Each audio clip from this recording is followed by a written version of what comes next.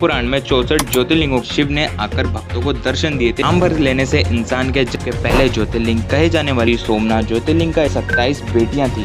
चंद्रमा को श्राप दे दी, ज्योतिर्लिंग के रूप में वहां बस गए। इस सेंचुरी में ही फिर एक पूरी सेना भेज दी थी। इसे कई बार लूटा गया और महमूद गजनवी ने 1024 में वो ईस्टर्न आइलैंड्स में पूरे 17 बार हमला किया था। इसके साथ मंदिर के गेट को भी नहीं छोड़ा और हजारों भक्तालु को भी मार दिया था। दिग्विजय सिंह ने मंदिर की नींव रखी। वेलकम है आपका इस वीडियो में। भगवान शिव जो कि इस धरती पर एक नहीं अनेकों रूपों में मौजूद हैं। इन्हें कई नाम से जाना जाता है। कुछ लोग इन्हें भोले भंडारी बोलते हैं तो कुछ लोग इन्हें कालों के काल महाकाल बोलते हैं। शिव पुराण में 64 ज्योतिर्लिंगों के बारे में बताया गया है, लेकिन इन सब में से 12 ही ज्योतिर्लिंगों का ज्यादातर महत्व बताया गया है और हर एक ज्योतिर्लिंग का एक अपना अलग इतिहास है और एक प्रचलित कथाएं भी हैं। माना जाता है कि 12 ज्योतिर्लिंगों की जगह पर स्वयं भगवान शिव ने आकर भक्तों को दर्शन दिए थे और वह ज्योतिर्लिंग के रूप में आज भी वहां मौजूद हैं। अगर हम स्कंद पुराण की माने तो शिवलिंग का अर्थ है इन्फिनिटी, मतलब जिसका ना कोई शुरुआत है ना ही कोई अंत।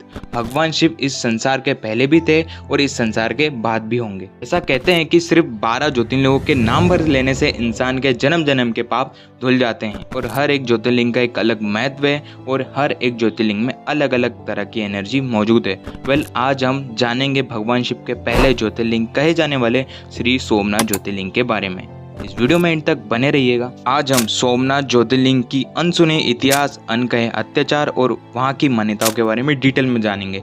तो लाइक शेयर सब्सक्राइब जरूर कर देना और हाँ, वीडियो में एंड तक बने रहना और भोलेनाथ जरूर से लिख के जाना कमेंट में। श्री सोमनाथ ज्योतिर्लिंग गुजरात के सौराष्ट्र जिले में है। ये वही जगह है जहाँ पर एक पौराणिक कथा के अनुसार जरा नाम के एक शिकारी ने भगवान श्री कृष्ण को तीर माना था और यहीं पर भगवान श्री कृष्ण ने पृथ्वी पर अपना मानव देह को त्यागा था। यह जगह प्रभास तीर्थ के नाम से भी जानी जाती है। इसी के साथ वहाँ ज्योतिर्लिंग का होना इस जगह को और भी पवित्र और श्रद्धा भाव को बढ़ाता है। अरब सागर के किनारे बसा ये ज्योतिर्लिंग न केवल भारत में बल्कि पूरी दुनिया में प्रसिद्ध है और यहाँ से देश विदेश से भक्त आते हैं यहाँ पे दर्शन करने। 12 ज्योतिर्लिंगों में सबसे पहले स्थान पर रखने वाला श्री सोमनाथ ज्योतिर्लिंग का इतिहास अपने आप में ही बहुत ही आकर्षित है। पौराणिक कथा के अनुसार राजा दक्ष की 27 बेटियां थी और इन सब की शादी देवता चंद्र से हुई और चंद्रमा अपनी सभी पत्नियों को बहुत प्यार करते थे, पर वह सबसे ज्यादा प्यार रोहिणी से करते थे। इसकी वजह से ज्यादातर उनकी जो पत्नियां हैं वो उनसे नाराज रहती थी। एक दिन मायूस होकर सभी बेटियां अपने पिता दक्ष प्रजापति के पास गईं और सभी ने अपने अपने दुखों के बारे में उन्हें बताया। इस पर दक्ष प्रजापति बहुत ही नाराज हुए और उन्होंने चंद्रमा को समझाने की बहुत कोशिश की। उन्होंने कहा कि चंद्रमा के लिए उनकी सभी पत्नियां बराबर हैं और उन्हें सभी को ही एक जैसा ही प्यार देना चाहिए,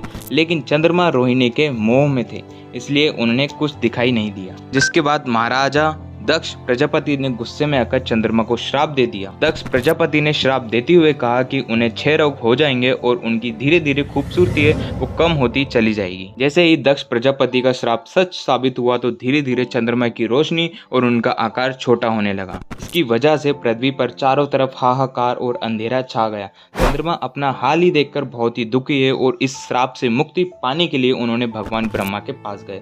तभी भगवान ब्रह्मा ने बोला कि मृत्युंजय यानी कि भगवान शिव की आराधना करें और भक्ति करें और उनकी बात मानकर चंद्रमा देवता ने एक शिवलिंग बनाया और पूरे श्रद्धा भाव से उनकी आराधना करने लग गए। चंद्रमा की इस घोर तपस्या से भगवान शिव बहुत प्रसन्न हुए, उन्होंने दर्शन भी दिया और आशीर्वाद भी दिया और यहाँ तक कि अमर होने का वरदान भी दिया। भगवान शिव ने चंद्रमा से कहा कि कृष्ण पक्ष के दौरान रोजाना वो घटते चले जाएंगे और शुक्ल पक्ष के दौरान वो रोजाना फिर से अपने असली रूप में आ जाएंगे। इस तरह से भगवान शिव ने उन्हें श्राप से मुक्ति भी दिलाई और राजा दक्ष का भी मान रखा। इसके बाद चंद्रमा और कई देवताओं ने मिलकर भगवान शिव से प्रार्थना की कि वो लोगों के दुखों को हरने के लिए इसी जगह पर माँ पार्वती के साथ रह जाएं। उसी के बाद वहाँ महादेव ज्योतिर्लिंग के रूप में वहाँ बस गए।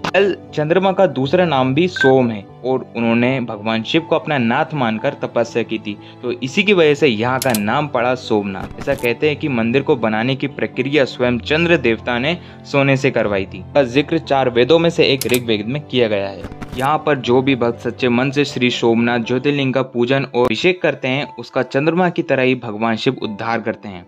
पहला ज्योतिर्लिंग होने की वजह से इस मंदिर का अद्भुत इतिहास रहा है। वेल इस मंदिर को कई बार लूटा भी गया, कई बार तोड़ा भी गया और कई बार दोबारा भी बनवाया गया है। चलिए जान लेते हैं इसकी हिस्ट्री के बारे में। वेल इस ज्योतिर्लिंग का आपको जिक्र सभी इतिहास की सभी पौराणिक कथाओं में मिल जाएगा, जैसे कि भगवद गीता, शिव पुराण, स्कंद पुराण में भी मिलता है। वेल आप इस हिसाब से अंदाजा लगा सकते हैं कि ये जो शिवलिंग है वो कितने सालों पुराना है। वेल 7th सेंचुरी में वल्लभी के मैत्रिक राजाओं ने इस मंदिर को बनवाया था, लेकिन 8th सेंचुरी में ही फिर एक बार सोमनाथ मंदिर ने तबाही का मंजर देखा। अभी गवर्नर जुनैद ने इस मंदिर को डिस्ट्रॉय करने के लिए अपनी पूरी सेना भेज दी थी। के बारे में अरब यात्री अल-बरूनी ने अपने ट्रैवल व्लॉग लेखन में जिक्र किया है। कहते हैं कि सोमनाथ मंदिर में इतना धन, इतना दौलत, इतना सोना चांदी था और ज्वेलरी था कि इसे कई बार लूटा गया और लूटने की कोशिश की। वेल महमूद गजनवी ने 1024 में अपने 5000 सैनिकों के साथ इस मंदिर पर हमला कर दिया था और यहाँ का सारा धन लूट पाट के ले गए थे। वेल अगर आप महमूद गजनवी के बारे में नहीं जानते तो मैं आपको बता दूं, महमूद सेंट्रल अफगानिस्तान में केंद्रित गजनवी राजवंश का एक इम्पोर्टेंट रूलर था। वो ईस्टर्न आइलैंड्स में एम्पायर के हिस्ट्री के लिए जाना जाता है।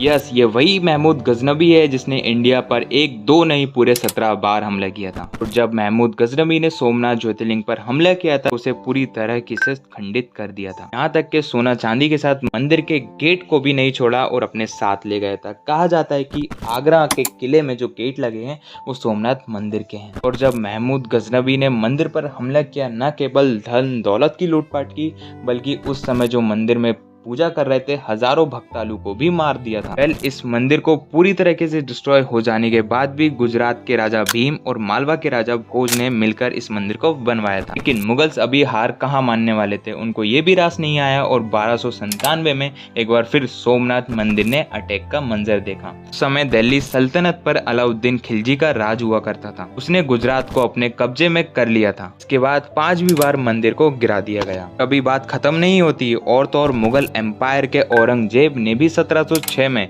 सोमनाथ मंदिर पर हमला कर दिया था। लेकिन इस मंदिर पर इतने सारे हमले और अत्याचार होने के बाद भी सौराष्ट्र से सोमनाथ मंदिर या फिर ज्योतिर्लिंग का अस्तित्व कोई भी नहीं मिटा पाया। वेल आजादी के बाद 1 मई 1950 को सौराष्ट्र के राजा दिग्विजय सिंह ने मंदिर की नींव रखी थी और 11 मई 1951 में इंडिया के first president doctor Rajendra Prasad ji ने मंदिर में शिवलिंग की स्थापना की थी। वेल 1962 में ये खूबसूरत मंदिर पूरी तरीके से बनकर तैयार हुआ। वेल इस मंदिर को बनवाने का पूरा क्रेडिट लौह पुरुष सरदार वल्लभ भाई पटेल को जाता है। वेल मैं आपको बता दूं, सोमनाथ मंदिर का जो परिसर है वो काफी बड़ा है और इसमें कई भगवानों के भी मंदिर हैं। वेल ये मंदिर गर्भगृह, सभा मंडप और नृत्य मंडल में डिवाइड किया गया है। वेल मंदिर में शाम को 1 घंटे लाइट शो या फिर कीर्तन भी चलता है जिसमें मंदिर की खूबसूरत हिस्ट्री को बताया जाता है। और सोमनाथ में हिरण, कपिला और सरस्वती नदी का संगम है जिसे त्रिवेणी संगम भी कहते हैं। कहते हैं कि भोलेनाथ को मनाने से पहले भक्तों को इस संगम में डुबकी लगानी पड़ती है,